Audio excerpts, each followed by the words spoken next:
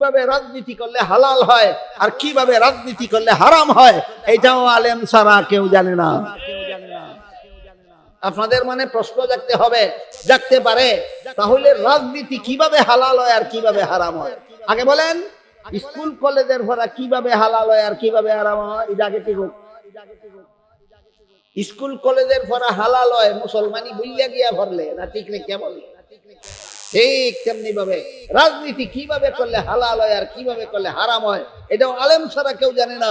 সুতরাং আপনার রাজনীতি যেন আপনাকে জাহান্নামে না নেয়, এই ইচ্ছা যদি থাকে রাজনীতিও আলেমদের কথা মতে করতে হবে, যেন আপনার রাজনীতি হারাম না হইয়া রাজনীতি যেন হালাল হয়। এখন অনেকের মনে প্রশ্ন জাগতে পারে তাহলে রাজনীতি আবার কিভাবে করলে হালাল হয় আর কিভাবে করলে হারাম হয়? পরিষ্কার ভাবে বলে দিই শুনেন, যেভাবে রাজনীতি করলে জনগণের অধিকার রক্ষা হয়, জনগণের অধিকার রক্ষা হয়, সেইভাবে রাজনীতি করা হালাল। সেইভাবে রাজনীতি করা শুধু হালাল নয়, সওয়াবের কাজ। তোমার রাজনীতি তোমাকে জান্নাতে নিয়ে যাবে। কেন? রাজনীতি করছো হালাল, তোমার রাজনীতির দ্বারা জনগণের অধিকার রক্ষা হয়েছে।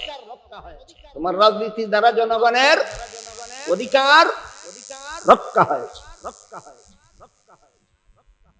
আর যেভাবে রাজনীতি করলে জনগণের অধিকার নষ্ট হয়, যেভাবে রাজনীতি করলে জনগণের অধিকার নষ্ট হয়, এইভাবেই রাজনীতি করা হালাল হওয়া দরকার না হারাম?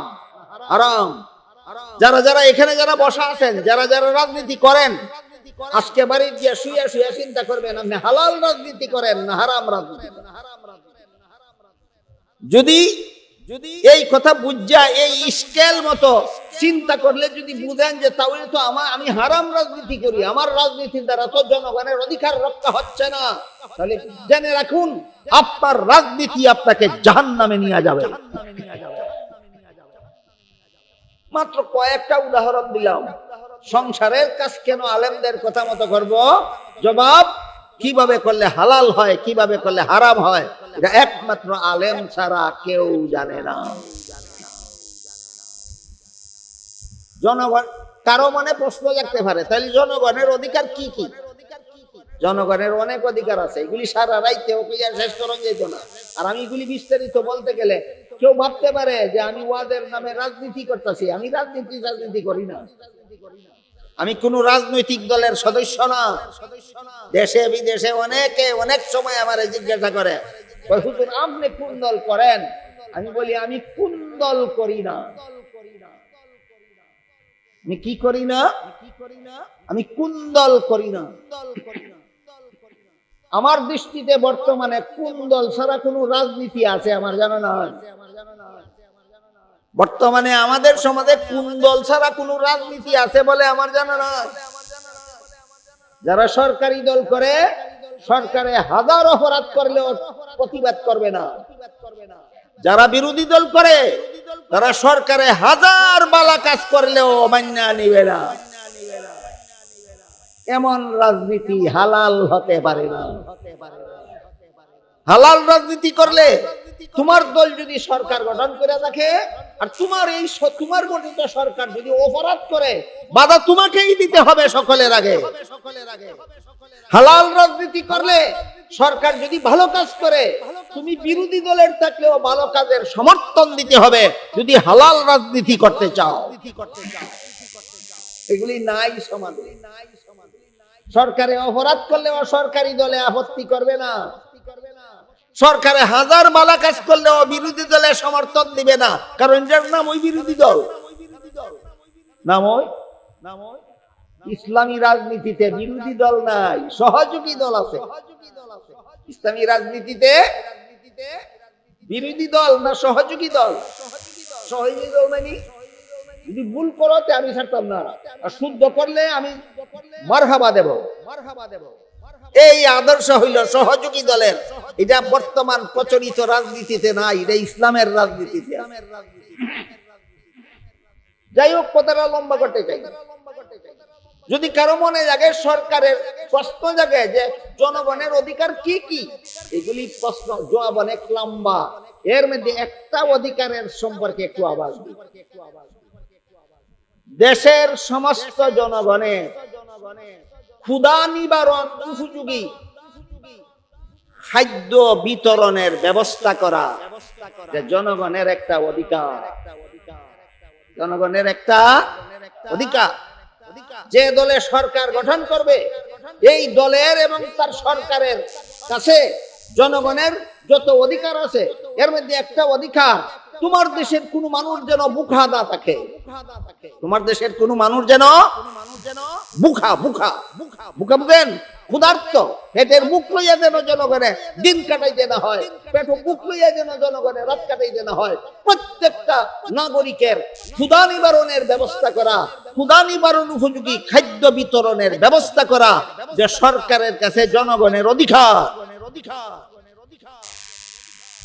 এমন অধিকার আদায় করে যারা রাজনীতি করেছেন তাদের মধ্যে একজন পৃথিবীর শ্রেষ্ঠ রাজনীতিবিদের নাম হযরত উমর ফারুক রাদিয়াল্লাহু তাআলা।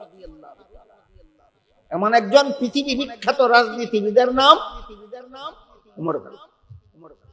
উমর ফারুক মুসলমানদের প্রধান শাসনকর্তা নিযুক্ত হওয়ার পর রাতে মানুষের বাড়ি বাড়ি ঘোরাফেরা করে দেখতেন কেউ কোনো মানুষ না খাইয়া ঘুমাইল কিনা। গভীর রাতে এক বাড়ির সামনে গিয়া শুনতেছেন একটা কুড়েঘর, বিল্ডিং এর নাম না কাঁচাঘর, কুড়েঘরের দরজা জানালা বন্ধ, ভিতরে কতগুলি বাচ্চা কাচ্চা কান্নাকাটি করতেছে। আর বাচ্চাদের মা চুলার মধ্যে সাদা পানি বসাইয়া জাল দিতেছে। বাচ্চারা যখন ওই খানা চায় মায় কয় রান্তাছি, ঘুমা, রান্দা জাগা মতন। অনেকক্ষণ দাঁড়াইয়া হযরত উমর ঘরের বাইরে দাঁড়াইয়া এই অবস্থাটা যখন বুঝলেন তো ডাক দিলেন, কে আছো ঘর, দরজা খুলো। মহিলা দরজা খুললো। ওই বাচ্চারার মা, যে বাচ্চারা খাইবার লাগি কান্তাছে, দরজা খোলার পরে জিজ্ঞাসা করে, কেন তোমার বাচ্চারা কান্দে, তুমি চুলার মধ্যে কি বসাইয়া জাল দিতেছ? মহিলা কয়, তোমার মতো মুসাফিরের উচিত ছিল আমাদের শাসনকর্তা হওয়ার। শুনছি উমর বলে শাসনকর্তা হইছে, এর যোগ্যতা নাই শাসনকর্তা হওয়ার। আমার এতিম বাচ্চাদের খাদ্য বিতরণের ব্যবস্থা করছে না। মহিলা না চিনিয়া উমরে না চিনিয়া উমরের কাছেই কয়, উমরের না চিনিয়া উমরের কাছেই কয় যে তুমি আমাদের শাসনকর্তা হওয়ার দরকার ছিল, কেন আমার বাচ্চা কান্দে খবর লইতে আইছো? কিন্তু উমর যে শাসনকর্তা হইলো, উমরে তো আমার এতিম বাচ্চাদের খবর নিতে আসলো না। উমর শাসনকর্তা হওয়ার যোগ্য না, তোমার মতো মুসাফির শাসনকর্তা হওয়ার। কথা শোনার সাথে সাথে উমর গুলামরে সাথে নিয়ে খাদ্য গুদামে ঢুকলেন। ঢুকে বললেন, আটার বস্তা আমার কান্দ তুল্লা দে। কে কয়? উমরে। কারে? গুলাম রে। গুলামে কয়, উমর আমার মতো গুলাম আপনার সাথে থাকা অবস্থায় আটার বস্তা আপনার গাড়ি তুলে দিব? উমর জিজ্ঞাসা করে, এই গুলাম, কাল হাসরের মাঠে যদি আল্লাহ জিজ্ঞাসা করে উমরের দেশে একটা বিধবা মহিলার এতিম বাচ্চা না খাইয়া ঘুমাইছিল কেন, জব তুই দিবে না আমার দিতে হবো? গোলামে কয়, না উদুর, এটা তো দায়িত্ব আমার না, এটা তো আপনারও। আল্লাহ যদি জিজ্ঞেস করে বিধবা মহিলার এতিম বাচ্চা না খাইয়া ঘুমাইছিল কেন, এটার জবাব আপনি দিবেন, এটার জবাবের জন্য আমি দায়ী না। তখন উমর বললেন, তাহলে বোঝা গেল এই মহিলার ঘরে আটার বস্তা পৌঁছাইয়া দেওয়ার দায়িত্বটা আমার, তোর না। আমার দায়িত্ব আমাকে পালন করতে দে, আটার বস্তা আমার গাড়ি উঠাইয়া দে। গোলাম উমরের সাথে তর্কে হাইরা গেল, আটার বস্তা হাতে উঠাইয়া উমরের গাড়ি চাপাইয়া দিল। উমর আটার বস্তা দিয়া মহিলার ঘরে গেলেন, বস্তা খুললেন, আটা বাইর কইরা মহিলার হাতে রুটি তৈয়ার করলেন, রুটি শেখাইলেন। রুটি শেখাইয়া বাচ্চাদেরকে ঘুম থেকে জাগাইয়া রুটি খাওয়াইয়া তাদের মুখে হাসি ফুটাইয়া ফিরার সময় বলে গেলেন, আগামীকাল খলিফা উমরের দরবারে যাইও, তোমার এতিম বাচ্চাদের খোরাকের ব্যবস্থা করা যাবে। পরের দিন মহিলা উমরের দরবারে গিয়া দেখে গত রাত্রে যে মুসাফির বেটার কাছে উমরের বদনাম কইছিল, এইলাই খলিফা উমর। খলিফা উমর অর্থমন্ত্রীকে নির্দেশ দিলেন, এই মহিলাকে প্রতিদিন যে পরিমাণ আটা দিলে তার এতিম বাচ্চা খাইয়া ঘুমাইতে পারে, ওই পরিমাণ আটা তার নামে মাসে মাসে বৎসরে বৎসরে বরাদ্দ করে দাও। এইটা হইল জনগণের সমস্ত অধিকারের মধ্যে একটা অধিকার। আজকের মতো একটা অধিকার বুঝাইতে পারলাম কিনা? যারা রাজনীতি করো, তোমার কাছে জনগণের অনেকগুলি অধিকার আছে, এর মধ্যে একটা অধিকার হইল দেশের একদল মানুষ যেন মরে ঘি খাইয়া, আর একদল মানুষ যেন মরে না খাইয়া। এইটাই জনগণের অধিকার। একদল মরতো ঘি খাইয়া আর একদল মরতো না খাইয়া, এটা জনগণের অধিকার নয়। দেশের সমস্ত কোনো মানুষ যেন না খাইয়া না মরে, এই ব্যবস্থা করা যারা রাজনীতি করে এদের কাছে জনগণের অধিকার। এবার বলুন, রাজনীতি কিভাবে করলে হালাল হয়, কিভাবে করলে হারাম হয়? যেভাবে রাজনীতি করলে জনগণের অধিকার রক্ষা হয় সেইভাবে রাজনীতি করা হালাল, যেইভাবে রাজনীতি করলে জনগণের অধিকার রক্ষা হয় না সেইভাবে রাজনীতি করা হারাম।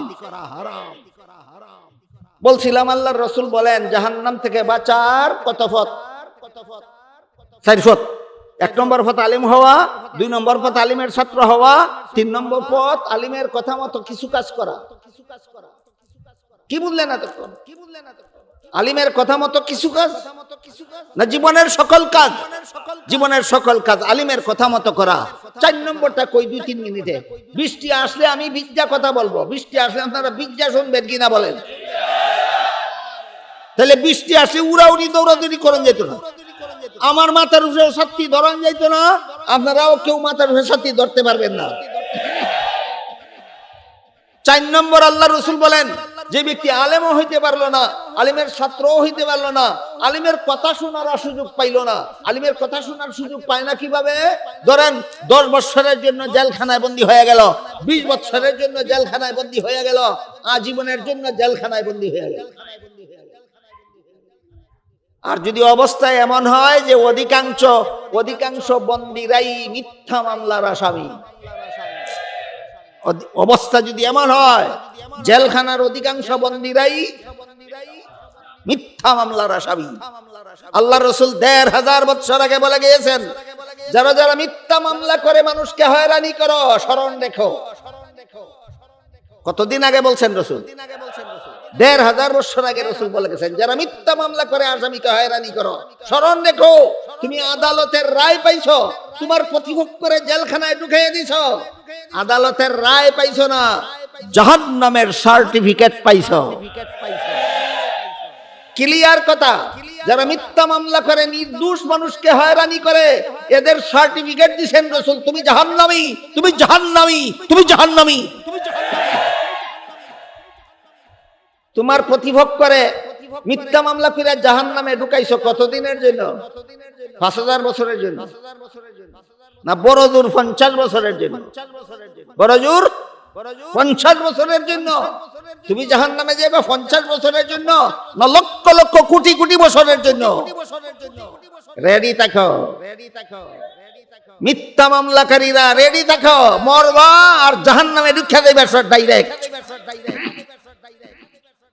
কাজেই সত্য মামলার আসামি হোক আর মিথ্যা মামলার আসামি হোক, যেই ব্যক্তি জেলখানায় বন্দী, আলিমের মাহফিলে আসতেও পারে না, আলিমের কথা শোনার সুযোগ পায় না, এই লোকের জন্য জাহান্নাম থেকে বাঁচার সর্বশেষ পথ রাসূল বলেন তুমি আলিমকে মহব্বত করো।